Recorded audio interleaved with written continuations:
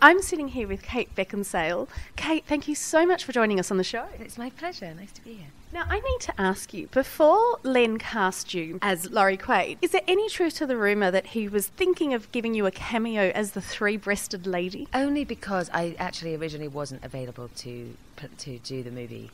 And I think the three-breasted lady shot for a day. And he said, I'm so bummed out you can't be in the movie, but would you come and do this thing just for a day for a laugh? And I sort of went, okay, not really knowing what it was. I'm so glad I didn't. If I was walking around with three boobs, my daughter would not be talking to me right now. Would you ever live that down? Not with her being 13, no. We dodged a bullet there. Your schedule ended up freeing up and you played the role of Laurie. How hard is it being directed by your husband? I mean, I met him when he wasn't my husband on a movie, so I've worked with him before, that was our first time we ever worked together. And so I think, it feels very familiar, and, he tends to attract quite a bit of repeat business. I think Bill Nye's worked with him more times than I have, so he's a great director to work with, so I think that's why we all like to go back. He was saying the hard thing for him is that he has such a great poker face, but you can tell when he's having a really bad day. Is it the same for you? Well, I'm much more likely to just tell him or text him that I'm having a bad day. I'm a bit more open about it. But that could be the toughest thing about being married to the director, is that you can tell when the pressure's really on, where the other actors are just, they can't. And so it makes it more likely that you sort of think, well, I better not bother him then. I won't ask him 10 questions right now. And action isn't foreign to you, and in this role there was so much action. How do you prep for these roles, and how do you not get injured? I think, honestly, the not get injured part is having very good stunt coordinators teaching you, and also the fact that I do yoga every day, and I think just being that bit more flexible, so if you do fall over and hurt yourself, you don't shatter into bits. But training-wise, I think normally on these movies you have a good couple of months, and I didn't, because as I say, I was doing another film, and fortunately that was a very physical movie as well, so at least I was fit and kind of in shape and sort of in the mindset of that sort of thing. But it was a bit of oh my goodness, I've got to learn these really complicated fights in quite a short time, so that was quite nerve-wracking. Yeah, and were you just exhausted at the end of the day? Yeah, and generally covered in bruises, and usually it's the stupidest thing that gives you the bruise. You kind of have to drop to one knee. So it's not a massive fight where you get bruised. Yeah. It's just if you drop to one knee 24 times, then you get a huge, really impressive black bruise. So we'd all take photos of our bruises. Have a bruise gallery going on. Yeah, exactly.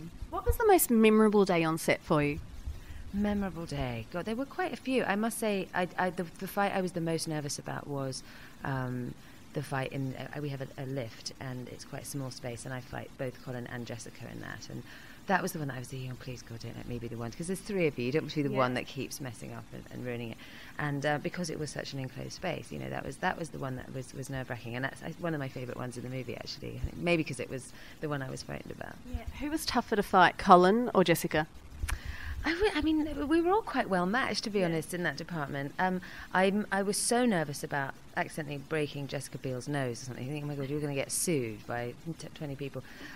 So I managed to not break her nose, but I did karate chop Colin in the windpipe one. He was very nice about it. What was his reaction? I said, I'm so sorry I touched your throat. And he went, touched it, you blasted it, whilst kind of not being able to breathe. It was very nice.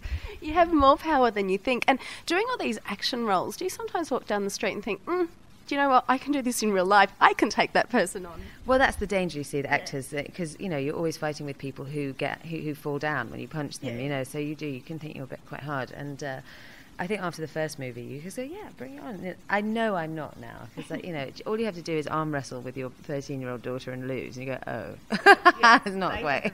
Yeah, exactly. And this film, it looks at Total Recall fantasies, and I suppose as an actress, you get to live out most of those fantasies. Is there any fantasy that, if you think, if I could have one Total Recall fantasy, what would it be?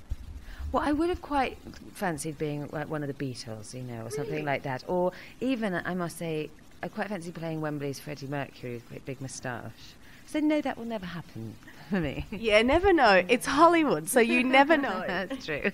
Your next film is the Trials of Kate McCall. Can you tell us a bit about that?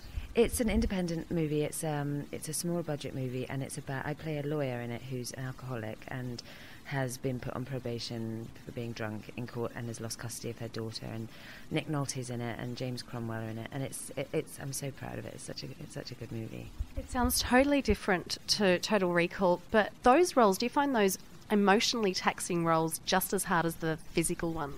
In some ways they're harder. I think I was more profoundly tired doing 5 weeks on that movie than I was possibly even. I mean, it's a different way. It's sort of emotionally exhausted, which is the most exhausted kind of exhausted you can be. At least, you know, the good physical tiredness kind of feels okay. You recover from that quite quickly. Yeah. Okay, I'm looking forward to that. But in the meantime, people can see you in Total Recall, and it's been such a pleasure talking to you. Thank you. You too.